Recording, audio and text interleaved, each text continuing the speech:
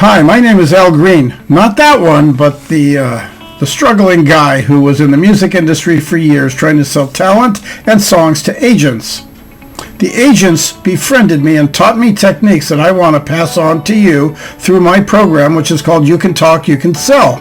Anyone who has ever taken this program has excelled in selling and either risen to the top of their company, their team, or the top of their field. It's called You Can Talk, You Can Sell, and you can get it right here.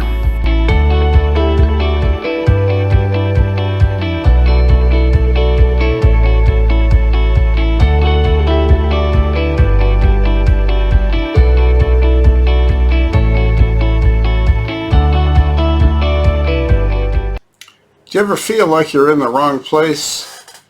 We're all human, and we all get there at some point or another. We're either too young, or we're too old, or maybe there's something that culturally makes us feel like we're out of place. Now, how do you deal in a situation like that? Because you're always where you're supposed to be if you follow the way that things work in sales. The fact of the matter is that if you have a feeling like you don't have enough streetwise smarts or enough street cred, or you don't have enough sophistication to be doing what you're doing, just remember that you can always add more knowledge to your mental database. And you can always present yourself in a place where no matter who you are, you have something important for your customer. Something that's going to change the way that they see things. Because in the subtle act of communication, in sales, we finesse the conversation to give credibility to the product or service that we are selling. And when we are doing that, we're very simply taking on the role of a mentor about our product or sales. If you're a coach and you have people that are not selling, there's a good possibility that it's just a job to them and they're not taking their ability and their possibilities seriously enough to realize how to work it. These lessons are for you. The bottom line is this. After years and years and years of selling in the field in all kinds of different environments where I often felt out of place, I was either the wrong ethnic background, or many times I was the wrong age, or I didn't have enough knowledge about the customers that I was selling to. That's something that's very easily fixed because, especially in this day of the internet, you can get knowledge on just about any subject you want. So why not beef yourself up with as much knowledge as you can about your product so that you are a total expert, and also about your customers so that you know their markets, you know what they're running into. Because in spite of the fact that every sales training will tell you you have to sell to the need, one of the things that you'll find is that people have desires and wants that often outweigh their needs. This is why you have people that will buy a Ferrari or a Porsche or a BMW as opposed to an American car like a Pontiac or a Volkswagen. It's because of want, not because of need. There isn't anybody that needs to be driving a BMW unless they work for BMW. That would make sense. But if you are, for example, in needing a suit, you can buy a lot of suits by a lot of suit manufacturers. It doesn't have to be an Armani for $2,800 or more. You don't have to spend because of any reason that one brand is better than the other. You do that because you want to, not because you need to. Now, I understand if you're going to be on television, you might want to be dressed appropriately to the kind of a television show you're on. For example, if you're a newscaster, you have to dress a certain way. man or woman. And yet, if you are selling to a company of people that are engineers, you have to just be appropriate. However, a lot of people who sell to consumers, and they just have to usually wear a uniform or a company logo on their pocket, and that's perfectly okay. But believe it or not, there are people who feel completely out of place. And the whole idea is that when you are successful, you feel comfortable. You feel comfortable in any environment that you're put into. It's not the environment that makes the sale for you. It's you. And I have walked into communities and been told by my boss, just go there, just work it. And I did. And I've worked against people that were completely in a different culture than me.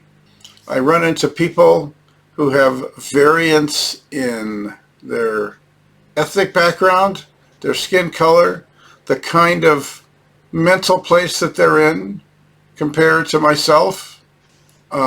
Worst case scenario, it's hard to pick a worst case scenario because to me the scenarios are all the same. But for you, you might be, for example, working in a metropolitan city where you're working in a dangerous neighborhood, or let's say a neighborhood that is filled with, let's say, less than desirable surroundings. Now, what are you going to do? You're going to feel out of place? Well, yeah.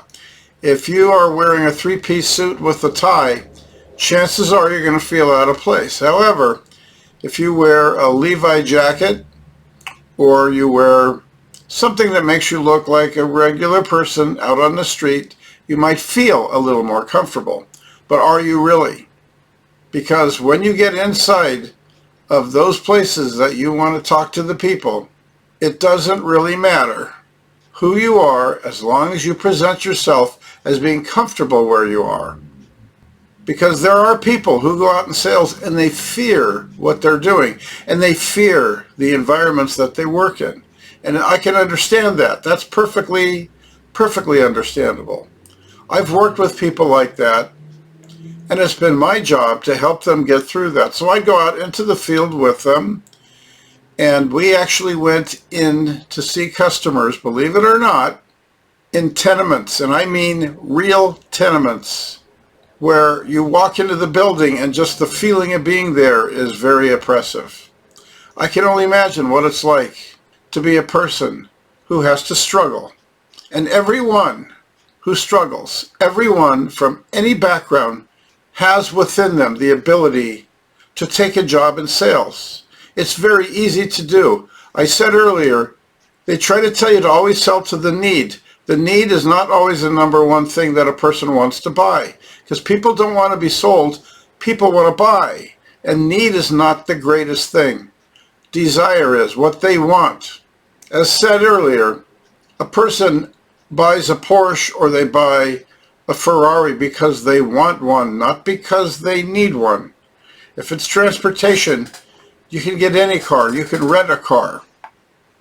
And a lot of times it's less expensive. But you want to have this or you want to have that. I have desires that I want. I have desires for things that are just merely nothing more than my desires. They're not because I need them. When I was a musician playing guitar, I didn't have to have the most expensive guitar on the market. I just wanted a good one because I needed one. And when I put the guitar strings on it, for example, they didn't have to be the top of the line strings. I bought the ones that were most appropriate and helped me with the sound. But when you need something, you're selling something that people need. For example, maybe they need water filtration, or maybe they need a roof, or maybe they need their house painted. You can sell to the need. But what happens, let's say you're a salesman and that you're selling house painting, and you see a person's house that looks pretty run down because of the paint, and you say, listen, my company would like to offer you a special to paint your house. And then comes the question, not need, it's obvious it's needed, but what color do you want? Or what trim? do you want? So when we get into that bottom line, it's always what people desire and want, not what they need. Yes, if they need something, you're the vehicle to bring them. But what do they really want? We all need to eat. But when somebody says, let's go to this restaurant that has the best food, and I like it, I'm going to go back to it because I want to, not because I need to eat. Because I can eat at almost any restaurant I want to. I can go to the grocery store and I can buy food to bring home. In fact, I have food at home. So again, we don't sell to the need, we sell to the desire, because that's how people want to relate to you. They'll say things like, let me tell you what I'm looking for. Now, are you out of place when a person says that to you? Are you in the wrong place at the wrong time? Not really. You're in the right place at the right time. It's you that feels like you might feel out of place. Nobody else is doing that for you. That's all in your head. Yes, it's very difficult to cross-cultural sell, but it is definitely doable. I have a lesson on that. Because again, it's a matter of listening and blending to trying to relate to anybody in any sales that you make. Trying to relate is the one thing that you do to build rapport. It's called the hunt for common ground. But feeling out of place is something we all go through. I know I've done it. When I run into a particular environment, and ironically, the people who I was selling to were 20 years younger than me, I had to pretty much ask them, what do you want? Not what do you need? Because we know what they need. But going door to door in those days was as simple as just saying, I'm here to see if I can help you. What do you want? Sometimes people come out and say, guess what I need? And they'll tell me a parameter. When I sold internet, they would say, I need a higher speed internet because I have to upload a lot of videos. And I'd go, okay, great. And I would say, okay, how high do you want it? That's a question. Again, we always go back to what people want. And if people want something, it doesn't matter how you're dressed, and it doesn't matter what culture you're from, or your gender, or your age. If you can deliver it to them, they're going to talk to you. So make it a point to remember, if you're feeling out of place, it's because something in your mind is telling you this. It's not a necessary thing to feel like you always belong. You can adjust. You're an adult, you can adjust. Adjustment means that if I was selling to a 12-year-old, I could adjust in my mind to their mentality to find out what they want. Because I guarantee you, when you go to a store, you start looking for the things you need, but then again, when you see 15 different brands, what do you buy? You buy the brand that you want. It's that simple.